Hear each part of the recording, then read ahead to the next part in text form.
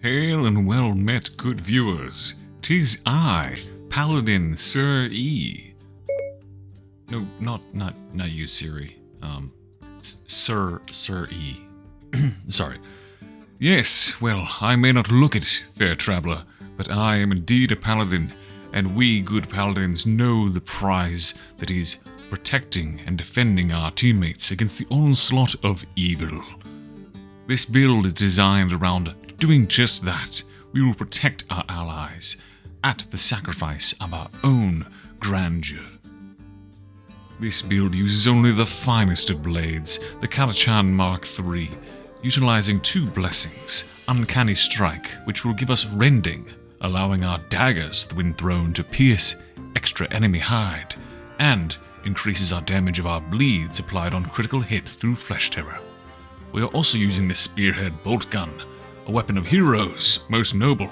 This will allow us to do extreme damage to contribute to boss fights. For curios, we are using 2 toughness and 1 stamina curio, with all 3 exhibiting resplendent toughness, combat ability regeneration, and stamina regeneration. Alright, hello everyone, it's Mystery here. Sorry, just had to chase some stranger in a knight costume out of my house.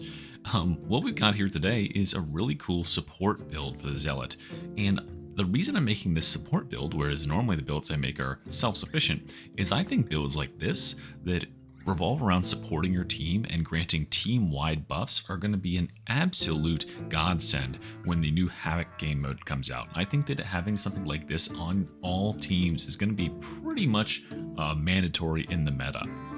So having Shout Veteran, having Chorus Zealot, those sort of things are going to be the stuff you really, really want, because it multiplies the effect when you're playing together. And since we're playing with pre-made teams in Havoc mode, the more coherency, and I mean that in the colloquial sense and not in the game sense, but the more cooperation we have, the more value we get out of support but focused builds. Now, this build is focused around getting lots and lots of crits, as you might imagine, because we're going to this right with Scourge.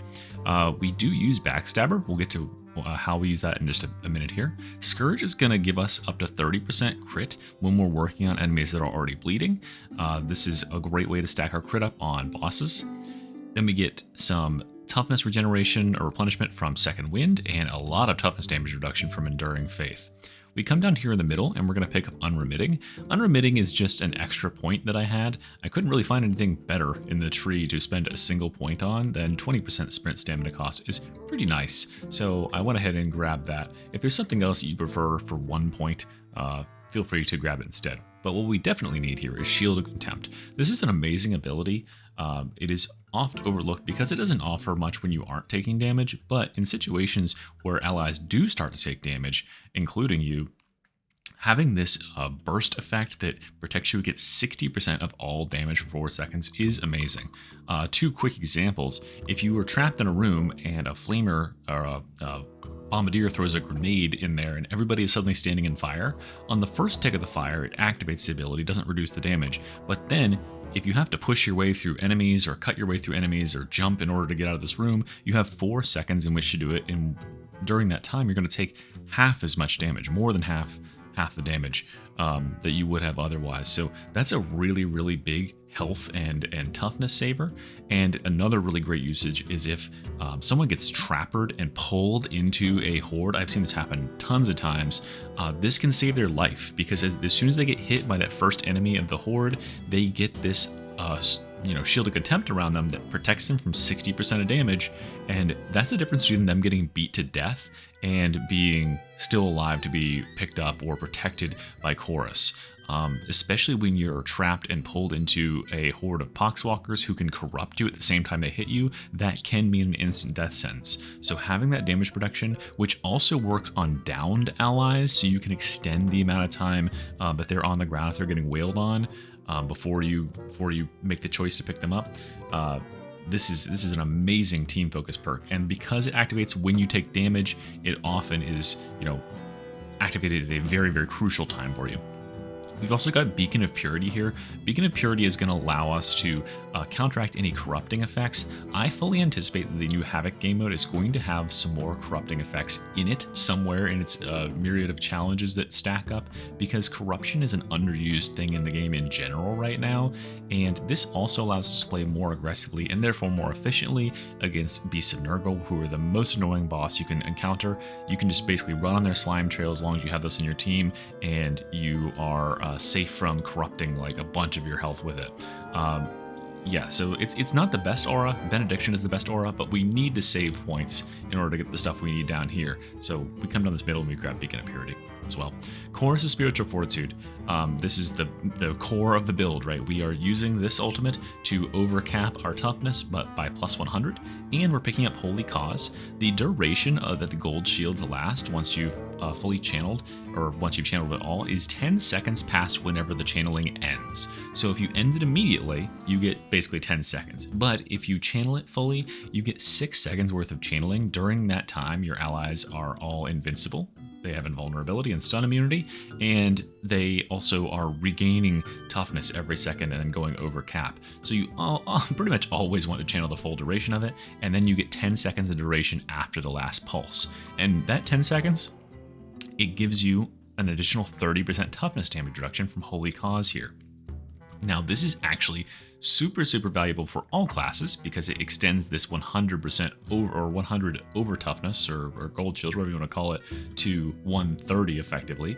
But it's of extra value to classes that don't have a whole lot of toughness damage reduction, which is like Psyker. Psyker has pretty much that amount of toughness damage reduction in their whole tree, and we're doubling that for them for the duration of this shield, which is amazing.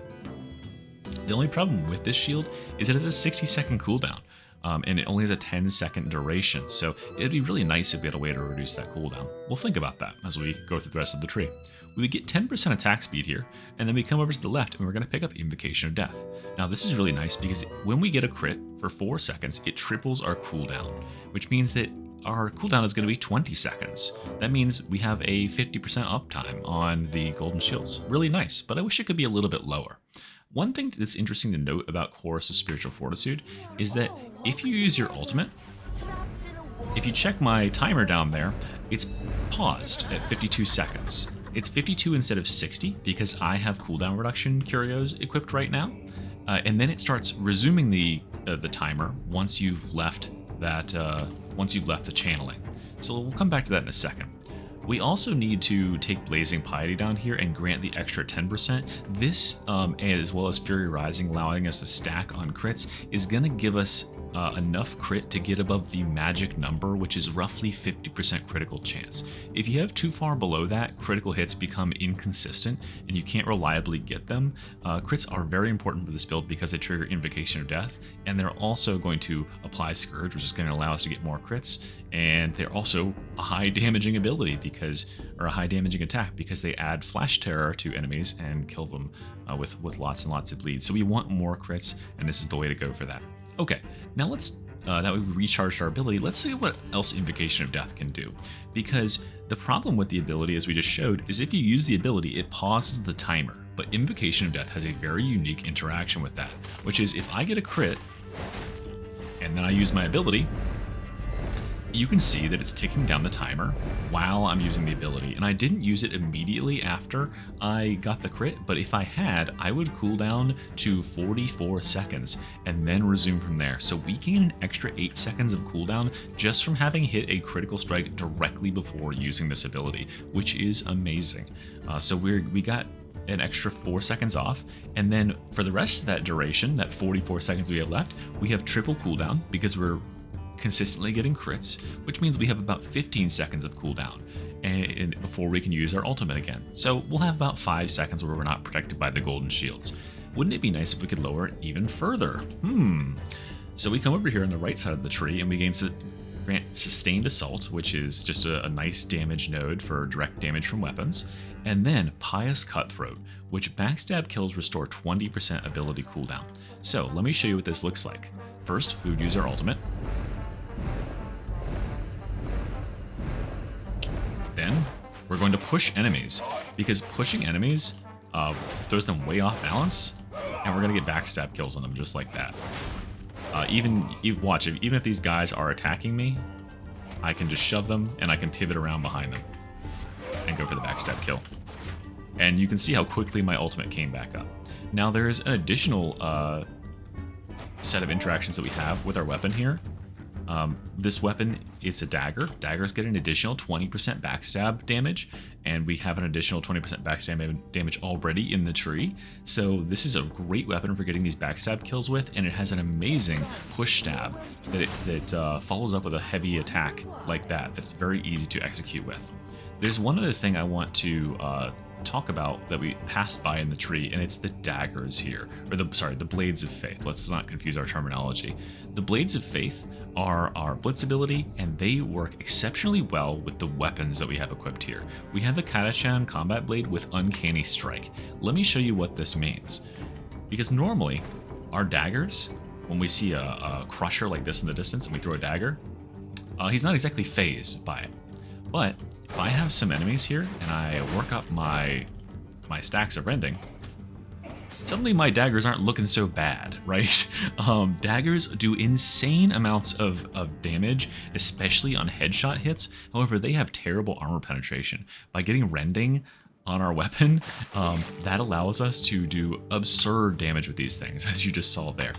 Daggers are also really useful for our range weapon, because the downside of this range weapon, which we want to pull out and blast bosses with, is this. If I want to kill this enemy right here, let's see how long it takes from the time I swap to the range weapon to be able to fire.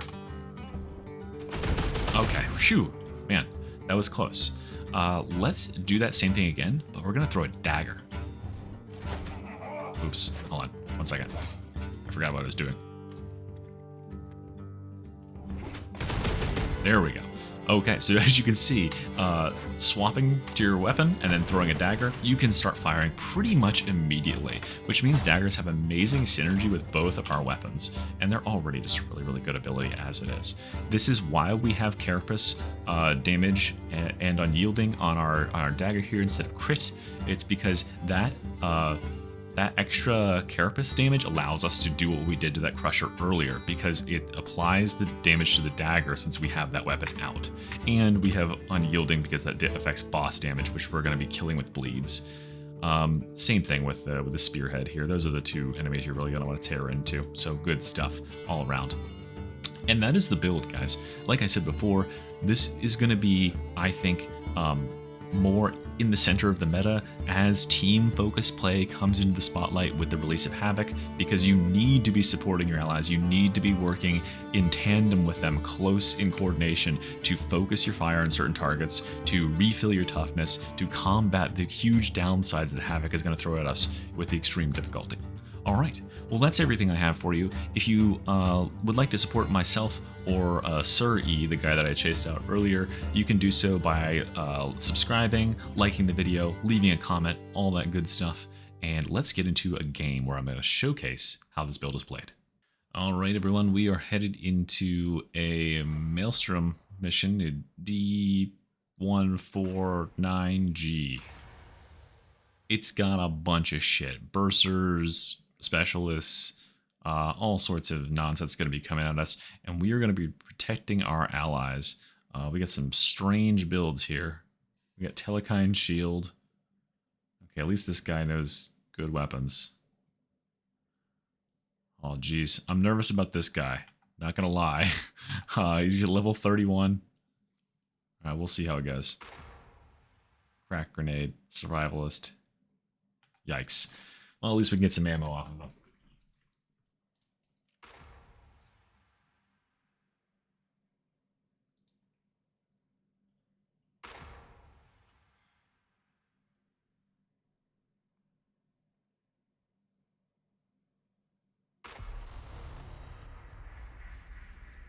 You are to proceed into HL7004, a zone overtaken by the pursuit of base pleasures and worthless pastimes. Recent developments have seen it transformed into a Mobian stronghold. This district is a locus for stim smugglers. My hypothesis is that these narcotics are tainted with the blight. You will raid the amphitheater and secure samples for study.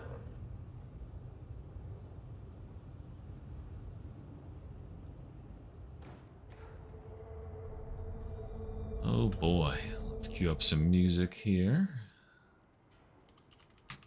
Feeling hungry.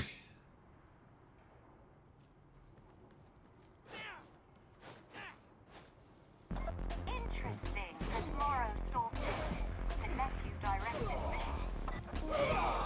Messiah, praise him, applauds efficiency.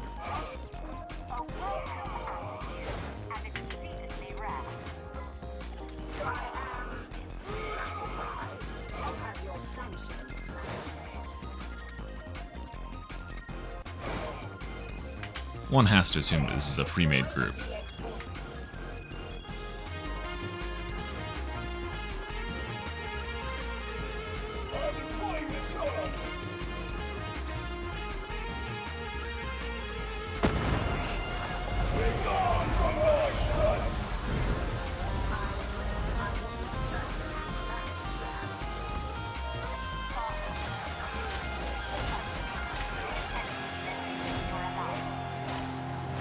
You see our cooldown? It's at 11 seconds.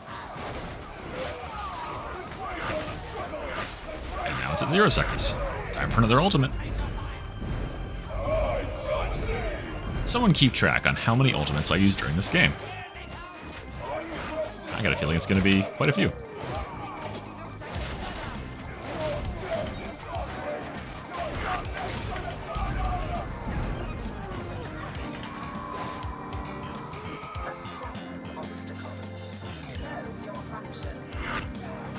Damn. We tried. Oh no, I'm backed into a corner. Whatever will I do? Except for stand here and ult my way out of it. Let's go ahead and give our allies golden shields already.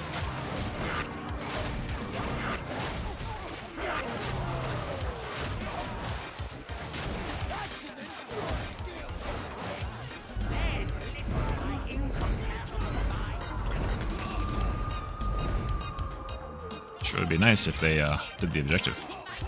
Or killed the specials. Oh, my face.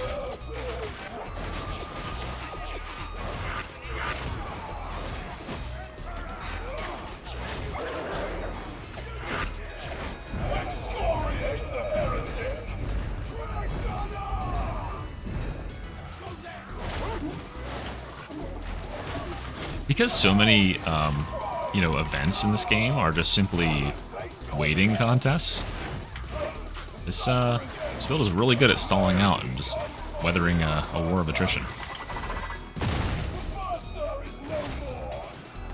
And it only gets the better. It only gets better the better your allies are. So these guys were killing at a reasonable pace. Which they're not quite there. They're trying, I think.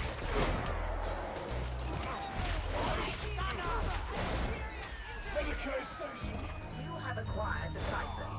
Acceptable.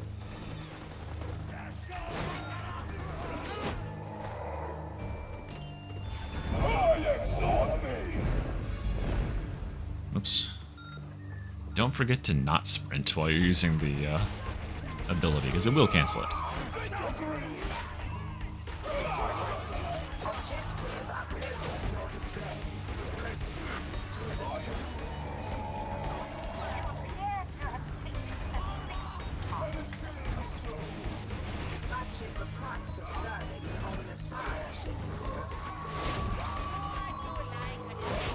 We got the mystery special on the team.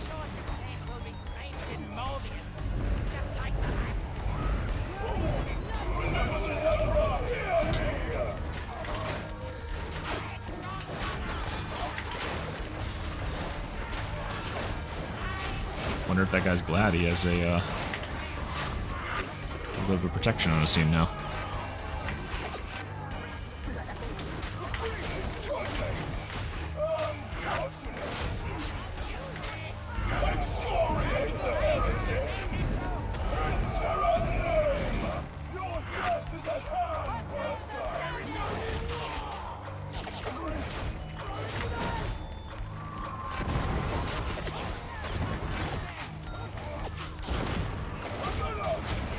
I got a hunch these guys are very glad they have me.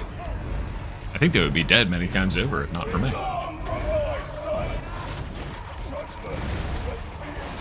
Could I be carrying just as hard if I was just doing a damage thing? Maybe. Would I have saved that guy's life? Fuck no, I would have let him die.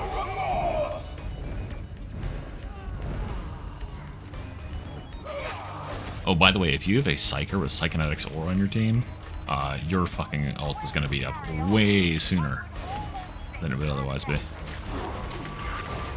Oh no, what will I do against some Crushers? Will I attack them in the head and then throw daggers at them?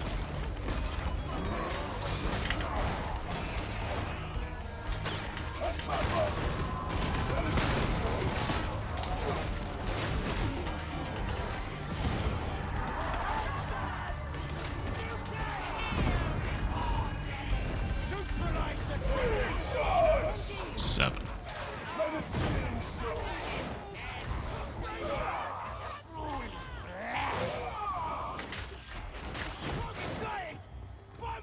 Whenever you can get a free backstab kill, grab it.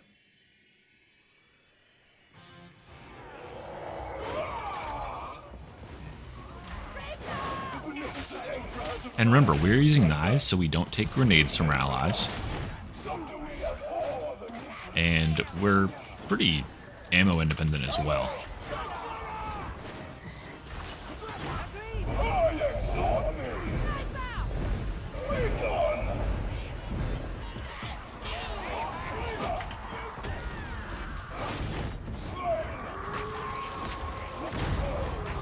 Yeesh. That guy's dead.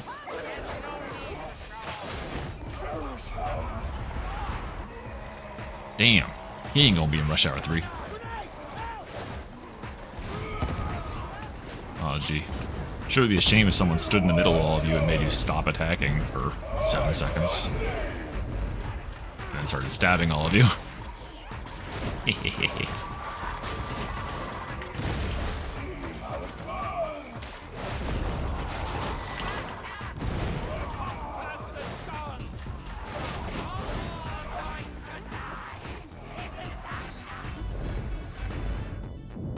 Realize my pizza music probably isn't loud enough. That's good. That's a good level. I'll change it in post if it's too loud.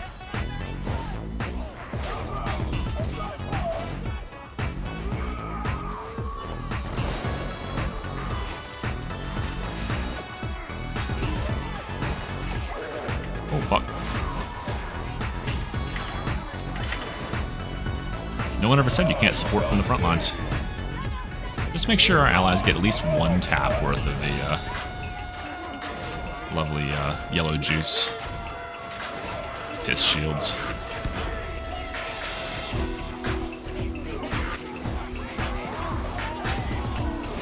You got him, right? You did. Sketchy situation? Not anymore.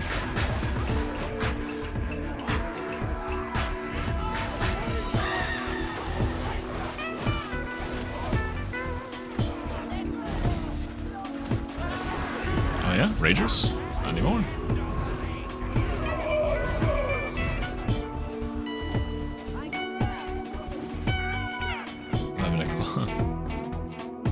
probably be capturing Dark Tide instead of a display. There we go. That's a little better. Okay, I got some more frames, guys. Aren't you happy? I don't know if that actually affects your experience at all.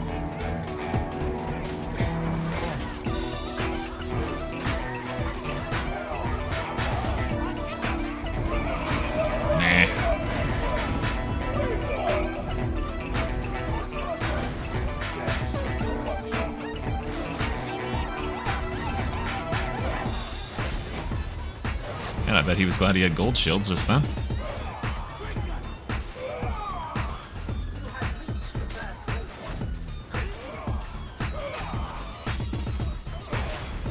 Also, dagger and sprint speed allows us to just be everywhere.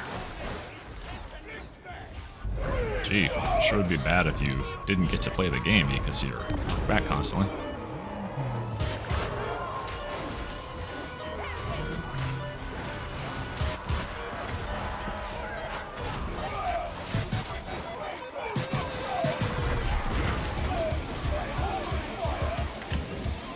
Oh, no daggers left.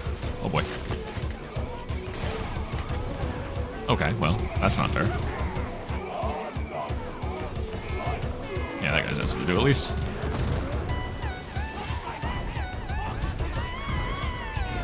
Fool.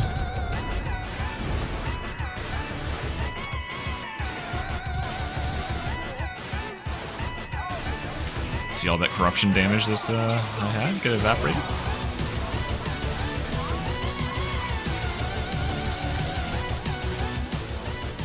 Little loud.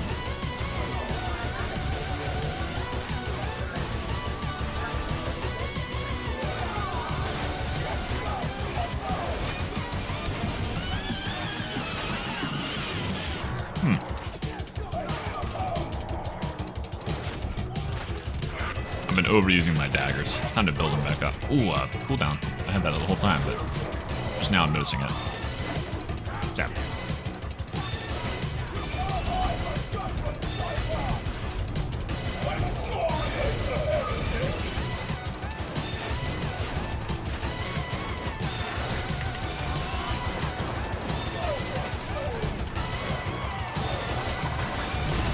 Oh, fuck, that hurt. Not very nice, yo.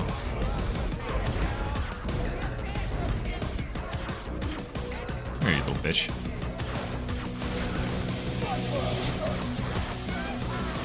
It's okay for us to run forward and get a few kills, get a few cheeky picks every now and then, because our aura doesn't provide anything, like, important by staying near our allies. We can give them the same effect by going back near them later. Dang. Just getting shot point blank in the face by a sniper rifle. Not quite point blank, but pretty close anyway.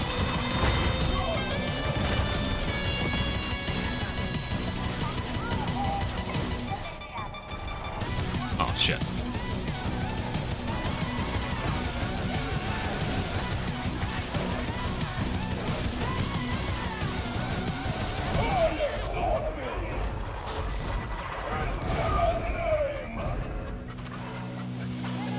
These guys would be hella dead without me.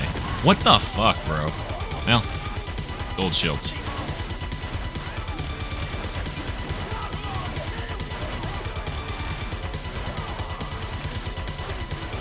Like, what's the damage taken right now? Okay, they haven't actually done that bad. They just took a lot of damage after that last Medicaid there.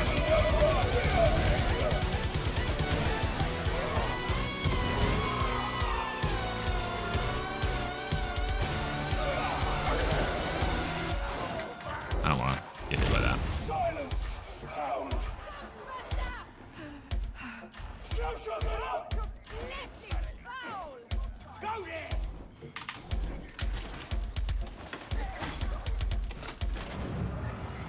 I would love to see a stat for the amount of damage I have reduced what they have taken by. Because remember, these guys are taking less damage just thanks to my presence on the team. They are still managing to take hundreds of health damage through all of the overshields that I have. That guy was just saved from taking 100 damage because of my gold shields.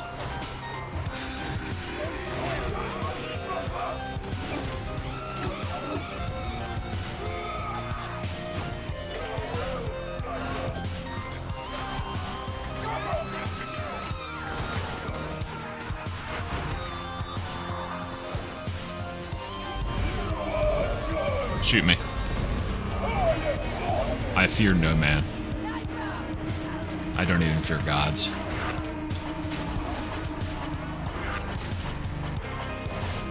But I do fear bursters. I do fear that thing.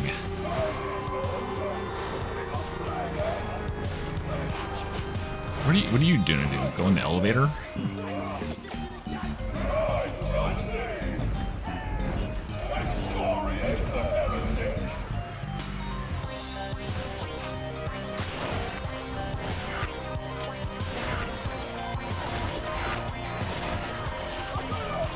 Back off there. Rip.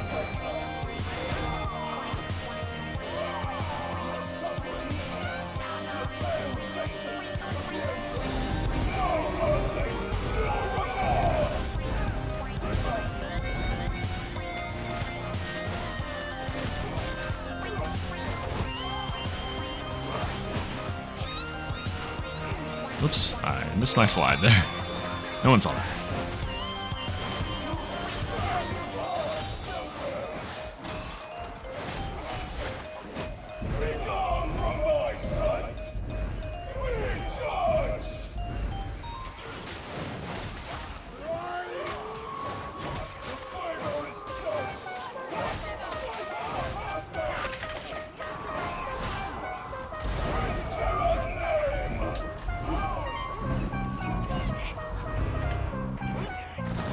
Aw, oh, man. Sniper round. What will I do?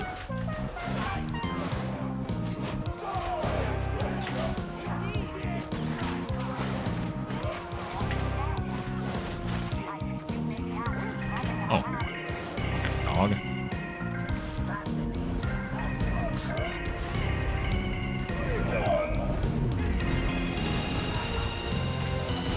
Oh, okay. Well, that works.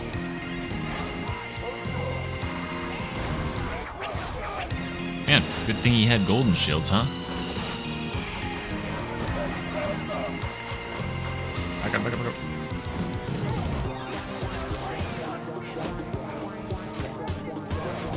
I think that's been the moral of this whole story. Thank God I had gold shields. These guys have gotten absolutely dumpstered by bursters, etc.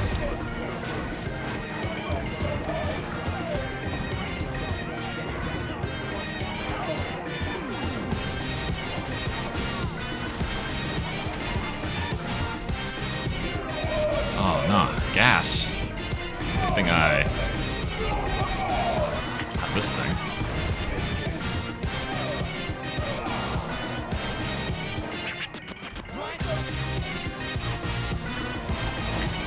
It's going for me, isn't it? It was.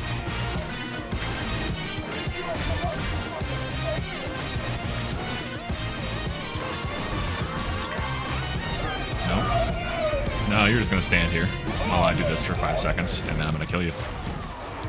And then I'm gonna kill you and all your friends. And your dog, too.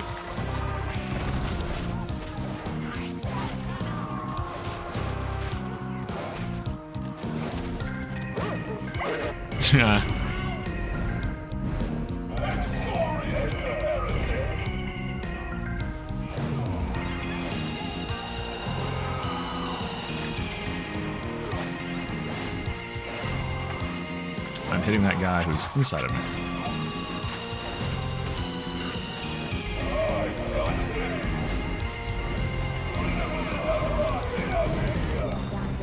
Remember, all you gotta do is get one pulse on your allies, and that gives them the overkill protection. So these guys got bursted right now, even though they only have 20 overshields. They're just fine.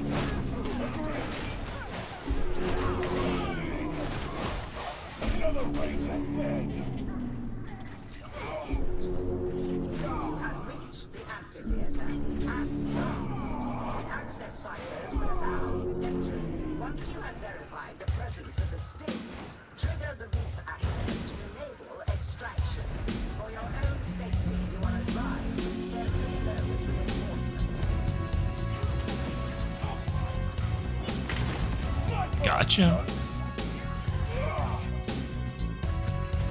Okay, so let's take a look at the stats right now. Most boss damage. We're not doing very well in overall damage, but we're playing against a bunch of fucking psychers with shock staff, so, I mean, hey, what you gonna do? However, our damage taken is very low. I think the only time we've taken damage is playing really stupid. Taking exactly 0 downs. And 2 players survived. 1 disabled. I would say, if we're not going by the damage stats, we're easily MVP here.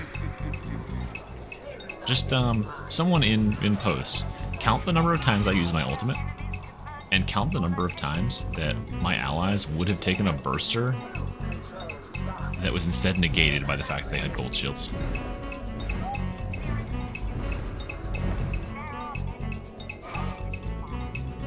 I think it was a lot. It was a lot.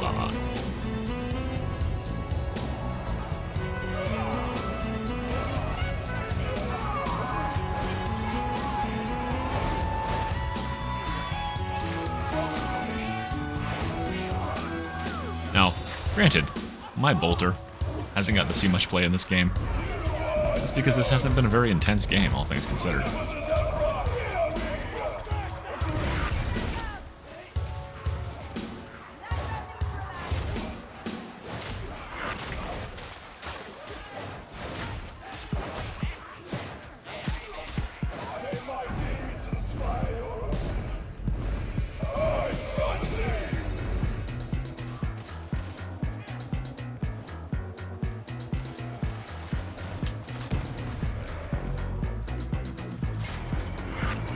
What a fun and engaging ending event. Don't you guys think?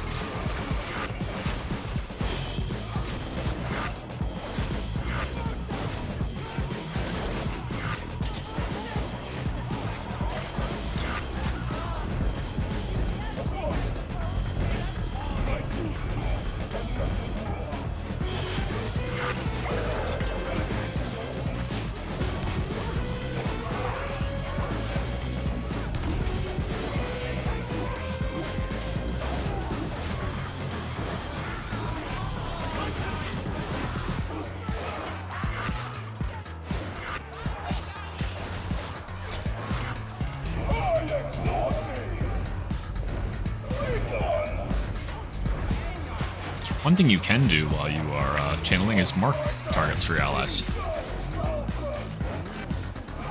Let them know where they need to be focusing their attacks, since you have all the luxury in the world to just be basically AFK for 6 seconds.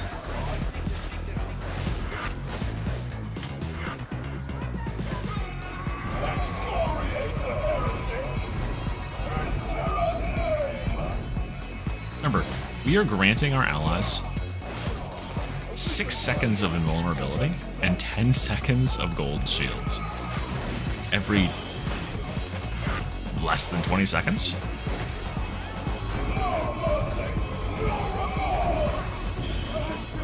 And how OP is this?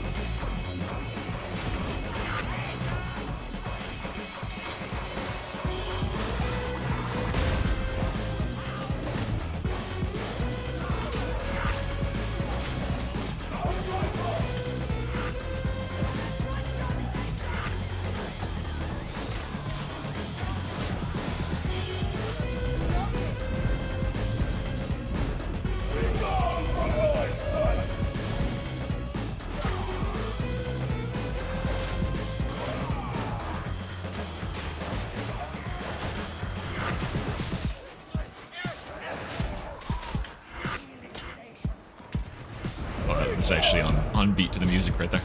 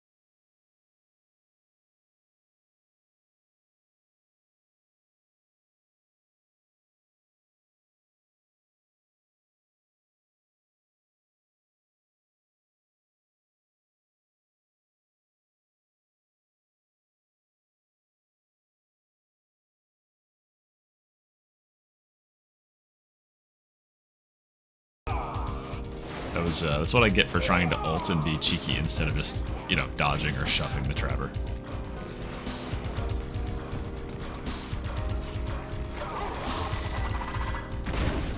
I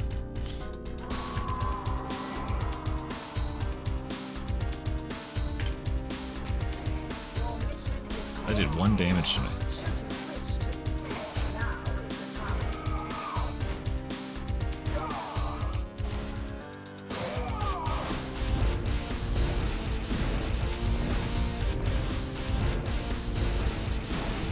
So, overall, not bad. I like this build a lot. You don't get to hog the spotlight, but the better your allies are, the better you feel about supporting them in this way.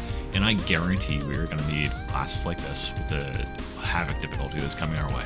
Anyway, y'all, if you enjoyed the build, like and subscribe, leave a comment, all that stuff. Hey, Bernie. Bye.